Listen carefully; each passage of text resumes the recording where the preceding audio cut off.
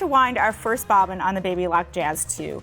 And underneath the top cover, you'll notice that there's a graphic. And this graphic is your guide to the threading path for the bobbin. The first thing that we're going to do is take that thread from that thread spool and place it under guide number 1.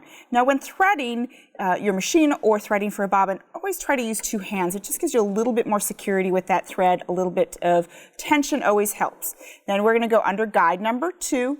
And the next guide is the little clip right here on the side next to your stitch width dial. We're going to go underneath this little button and underneath the little clip. Now our last step is on the bobbin. You'll notice that there are holes. We're going to take that thread through that hole, and our next step is to place it on the bobbin winding spindle. Okay, you heard that clip. It's clipped into place. We're going to slide that spindle over.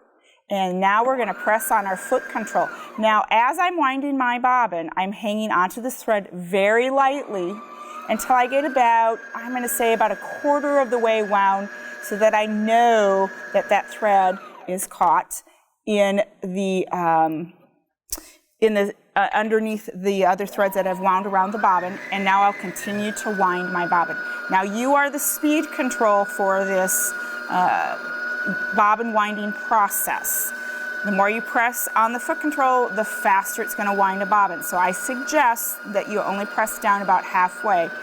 You'll have a better density to your bobbin, meaning it won't be spongy, you won't be stretching those threads.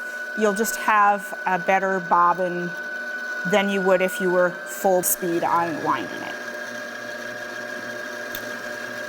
And then when you have the capacity of the bobbin that you want, you're just simply going to clip that thread, slide the bobbin winding spindle over, take your bobbin off, and we're ready to insert it into the bobbin case. The first thing that we're going to do is we need to remove that bobbin cover.